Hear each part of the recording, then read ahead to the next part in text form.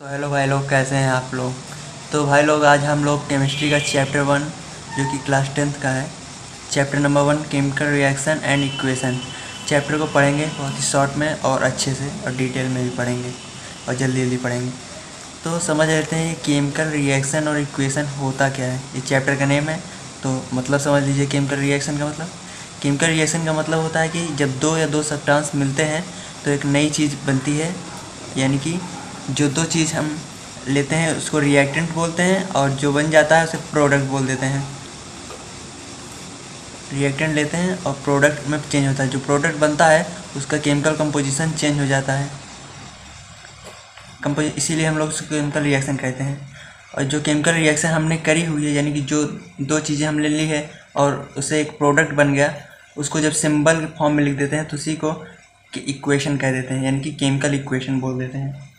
तो हम लोग अपनी लाइफ में बहुत सारे चेंजेस को देखते हैं, जैसे कि फॉर्मेशन ऑफ कर्ड, वाटर से आइस बन जाना, या फिर हमने लोहे में जंग देखा हुआ है, रस्ट जिसे हम बोलते हैं हो जाता है। इसी तरह के दो चेंजेस होते हैं। जो पहला चेंज होता है जिसको हम लोग फिजिकल चेंज बोलते हैं, और एक और चेंज होता है जिसे हम लोग केमिकल चेंज बोलते हैं। तो फिजिकल चेंज मतलब कि ऐसा चेंज जिसमें कोई नई सब्सटेंस ना बने, यानी कि हमने दो चीज़ लिया और उसमें चेंजेस करें, जैसे उसका शेप चेंज कर दिया, साइज या कलर चेंज कर सकते हैं, या वॉल्यूम या डेंसिटी। सिर्फ वो फिजिकली चेंज होगा, उसकी केमिकल कंपोजिशन में कोई भी चेंजमेंट नहीं आएगी, तो उसको हम फिजिकल चेंज कह देंगे। और केमिकल चेंज मतलब ऐसे चेंजेस को कहते हैं जो मतलब कि हमने ऐसे चेंज कर दिए जिससे, या फिर ये बोल सकते हैं कि जब दो सब्सटेंस मिल जाएं और एक नया सब्सटेंस बना दें, जैसे केमिकल रिएक्शन हम लोग देखे थे। यानी कि केमिकल रिएक्शन जो है वो भी एक केमिकल चेंज है। तो इसमें दो चीज़ें मतलब मिल जाती हैं और एक नए सब्सटेंस का फॉर्मेशन कर देते हैं।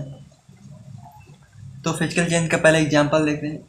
अगर फिजिकल चेंज की डिफिनीशन की बात करें तो हम लोग बोल सकते हैं physical change is to change that does not change their chemical composition, या बोल सकते हैं that does not produce new substance, या that does not form a new substance.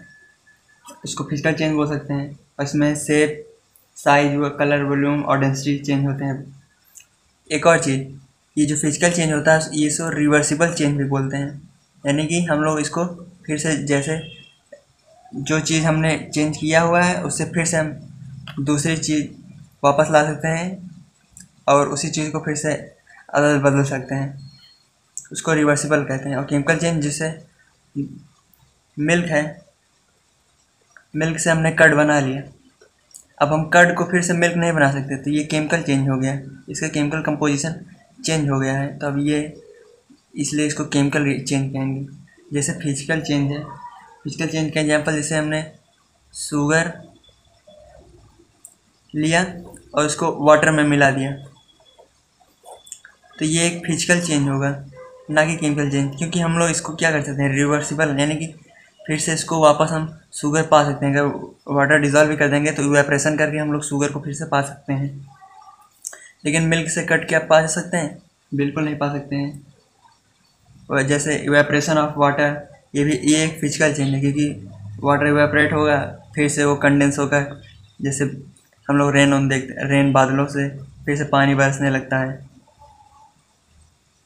ये पानी है, यहाँ से इवेपरेट होता है, फिर से बादल बनते हैं, बादल से फिर से पानी कंडेंस हो गया जाता है, यानी कि ये क्या हो रहा है, रिवर्स हो जा रहा है, यानी कि ये भी क्या है, फिजिकल चेंज है।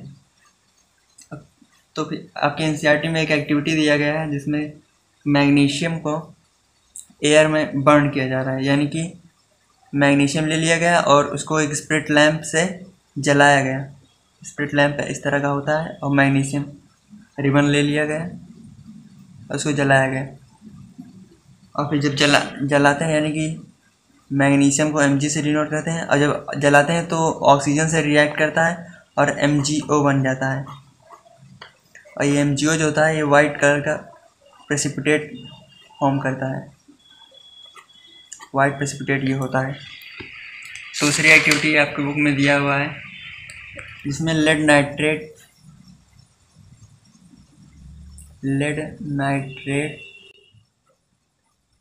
को पोटासियम आयोडाइड सॉल्यूशन के साथ रिएक्ट करा गया है। पोटासियम आयोडाइड, एक बीकर में लेड नाइट्राइट को ले लिया और दूसरे बीकर में पोटासियम आयोडाइड सॉल्यूशन को ले लिया और दोनों को एक साथ मिला दिया। और मिलाने के बाद क्या कहते हैं, एक येलो कलर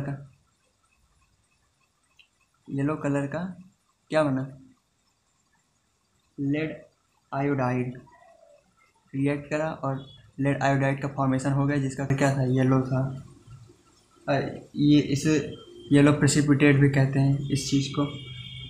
और एक और एक्टिविटी है जिसमें हम लोग जिंक को dilute sulphuric acid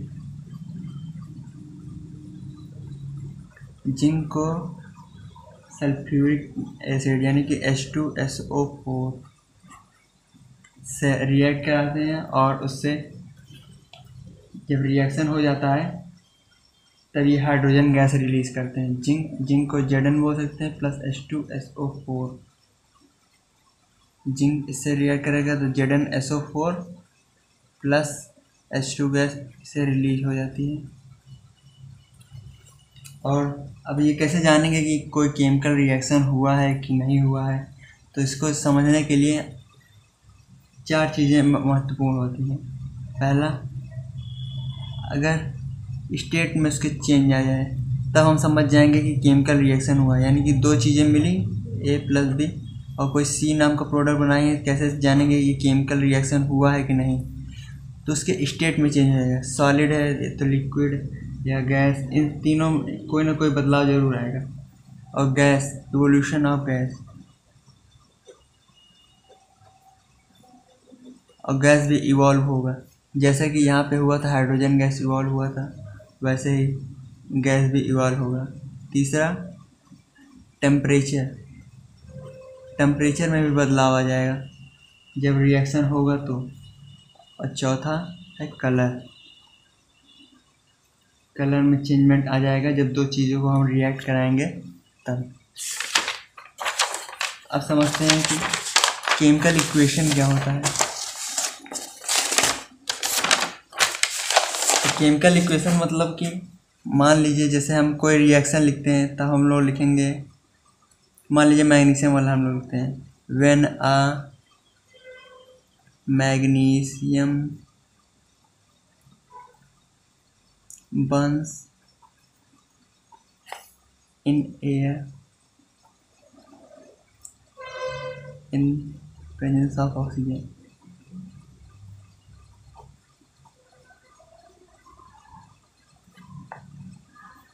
to give magnesium oxide. अब हम लोग इसको लिखते हैं मैग्नीशियम ऑक्साइड। अब इतना बड़ा केमिकल रिएक्शन लिखने से अच्छा है हम लोग शॉर्ट में लिख लें, और इसे जो हम लोग इसको शॉर्ट में लिखते हैं उसी को हम लोग केमिकल इक्वेशन कहते हैं। जैसे कि मैग्नीशियम प्लस ऑक्सीजन रिएक्ट करता है तो मैग्नीशियम ऑक्साइड बन जाता है। और इसी को जो हम लोग इस तरह छोटे फॉर्म में लिख दिए हैं, इसी को हम लोग केमिकल इक्वेशन कहते हैं। और इसी को हम लोग और भी शॉर्ट में लिख सकते हैं, जैसे Mg, मैग्नीशियम का सिंबल Mg प्लस ऑक्सीजन का सिंबल O2। ऑक्सीजन हमेशा मॉलिक्यूल के फॉर्म में रहता है इसलिए O2 लिखा जाता है हमेशा, प्लस फिर MgO बन गया। इसको बैलेंस भी कर देंगे हम लोग, 2MgO हो जाएगा। और यहाँ पे 2 और लगा देंगे तब बराबर 2Mg ऑक्सीजन 2 ऑक्सीजन 2। बैलेंसिंग भी आगे मैं सिखाऊंगा आप लोगों को कैसे किया जाता है और क्यों किया जाता है बैलेंसिंग, ये सारी चीज़ें हम आगे देखेंगे। तो केमिकल इक्वेशन डेफिनीशन या फिर बोल सकते हैं हम लोग, chemical equation is a symbolic expression of A complete chemical change. एक बात और फ्रेंड्स, ये जो Mg और प्लस O2 है इसको हम लोग रिएक्टेंट के नाम से जानते हैं, और ये जो MgO है इसको हम लोग प्रोडक्ट के नाम से जानते हैं। यानी कि दो substances which take part in a reaction is called reactant, and those substance which forms as the result of reactant is called product. उसको जो रिजल्ट आता है उसे प्रोडक्ट कहते हैं, और जो टेक पार्ट रिएक्शन में करते हैं उसे रिएक्टेंट कहते हैं। केमिकल इक्वेशन को कैसे लिखा जाता है ये तो मैंने आप लोग को बताया। अब समझ लेते हैं कुछ और चीज़ें। तो फ्रेंड्स देखते हैं कि हम लोग केमिकल इक्वेशन को बैलेंस क्यों करते हैं। इसको समझने से पहले हम लोग ये समझ लेते हैं कि हम लोग करते ही क्यों हैं। हमारे माइंड में ये एक सवाल ज़रूर आता है, क्यों हम केमिकल इक्वेशन को बैलेंस करते हैं। तो इसका रीज़न ये है, हम लोग जानते हैं कि क्लास 9 में हम पढ़ भी चुके हैं law of conservation of mass, जिसके अकॉर्डिंग ये होता है कि हम मास को ना तो कभी क्रिएट कर सकते हैं और ना ही कभी इसको डिस्ट्रॉय कर सकते हैं। इसका मतलब ये है कि जो रिएक्टेंट में जितने एटम्स होंगे उतने ही एटम्स किस में होंगे, प्रोडक्ट में होंगे। एग्जांपल से समझते हैं, जैसे Mg यानी कि मैग्नीशियम है और ऑक्सीजन है, हम ये पहले भी देख चुके हैं, और हमने रिएक्ट कराया और ये बन गया MgO मैग्नीशियम ऑक्साइड यानी कि वाइट प्रेसिपिटेट। तो अब इसको पहले बैलेंस करने के लिए सबसे पहले हम एटम्स लिख लेते हैं, मैग्नीशियम और oxygen. Balance law of conservation of mass मतलब ये कहता है कि जितने एटम्स इधर हैं इन दोनों को मिलाकर हैं उतने ही इस प्रोडक्ट के साइड भी उतने ही एटम्स होने चाहिए।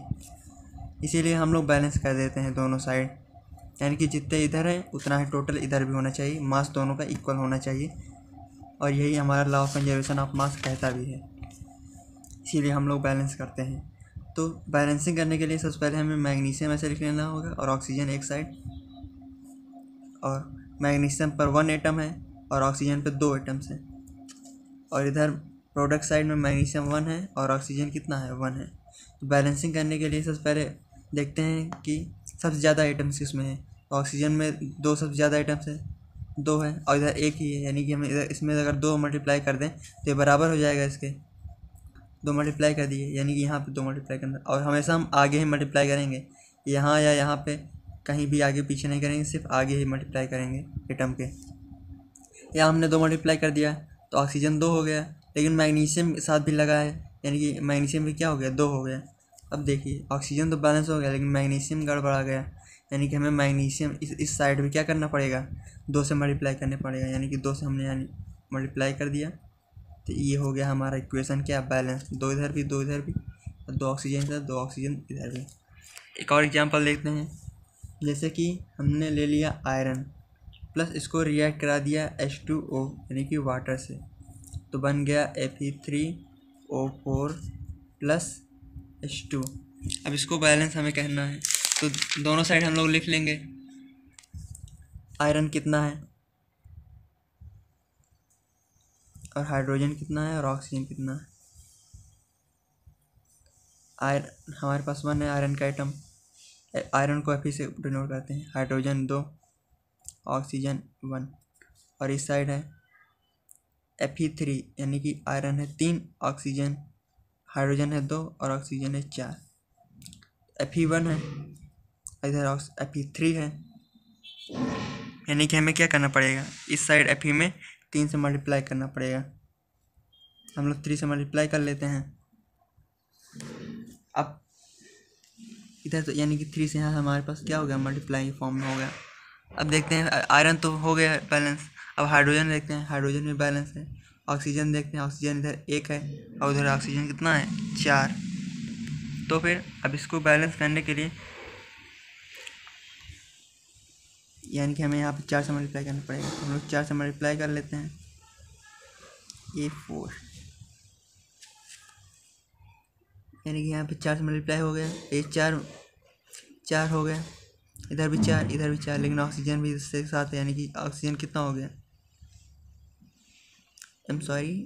इसमें होगा, यानी कि 4 इसमें मल्टीप्लाई होगा, ये 8 हो जाएगा, ये 1 ही था, और ये भी 4 यानी कि 4 इसमें मल्टीप्लाई था, हाँ तो ये भी 4 हो जाएगा, सही ओके। ये ऑक्सीजन 4 हाइड्रोजन 8 हो गए, हाँ हाइड्रोजन 2 ही है, यानी कि हमें यहाँ से क्या मल्टीप्लाई करना पड़ेगा 4, ताकि क्या हो जाए 8 हो जाए। अब देखो बैलेंस है, आयरन 3, हाइड्रोजन 8, ऑक्सीजन 4, 4 1 4, 4 कम 4, ऑक्सीजन 4 4, यानी कि हमारा क्या हो गया, ये भी बैलेंस हो गया। एक और एग्जांपल देखते हैं हम लोग। ये है, अगर हम लोग लें Mn manganese oxide plus HCl, manganese oxide को HCl के साथ जब रिएक्ट कराएंगे तब बनता है manganese chloride plus H2O plus Cl2। अब इसको बैलेंस करना है हमें, लिख लेंगे मैग्नीश, इसको मैग्नीज बोलते हैं, Mg को मैग्नीशियम बोलते हैं। MnO फिर हाइड्रोजन है और फिर क्लोरीन है। मैग्नीज कितना है 1, ऑक्सीजन कितना है 2, हाइड्रोजन कितना है 1, क्लोरीन कितना है 1। इधर मैग्नीज कितना है, इधर है मैग्नीज 1, ऑक्सीजन कितना है 1, सिर्फ एक ही ऑक्सीजन है। फिर हाइड्रोजन कितना है 2, क्लोरीन कितना है 2 2 4। सबसे पहले देख लेते हैं क्लोरीन को, सबसे पहले बैलेंस करते हैं, सबसे ज़्यादा आइटम इसी में है। क्लोरीन इधर 4 है, क्लोरीन इधर 1 है, इसे 4 से मल्टीप्लाई कर देते हैं, क्लोरीन 4, ये 4 हो गया। अब हाइड्रोजन कितना हो गया 4, हाइड्रोजन भी 4 हो गया है इस साइड। अब इधर भी हाइड्रोजन हमें 4 करना है, तो यहाँ भी 2 से मल्टीप्लाई कर देंगे तो कितना हो गया, ये भी 4 हो गया। अब देखते हैं बैलेंस हुआ कि नहीं। इधर ऑक्सीजन 2 है, इधर ऑक्सीजन 1 है। अब हमें बैलेंस करना है ऑक्सीजन को भी, तो ऑक्सीजन 2 है इधर ऑक्सीजन, इधर भी ऑक्सीजन 2 हो जाएगा। जब हम लोग हाइड्रोजन में मल्टीप्लाई किए थे तो 2 और 2 1 जा 2, यानी कि इसमें भी 2 से मल्टीप्लाई हो गया तो ऑक्सीजन में 2 हो गया। तो फ्रेंड्स इसी तरह सारे बैलेंसिंग होगा। आप लोगों को कोई प्रॉब्लम होता है बैलेंसिंग में तो हमें कमेंट कीजिए, हम वो बैलेंसिंग आपको बता देंगे। आगे नेक्स्ट पार्ट में हम लोग केमिकल रिएक्शन और उसके टाइप्स के बारे में देखेंगे। तो okay friends, thank you for watching my video.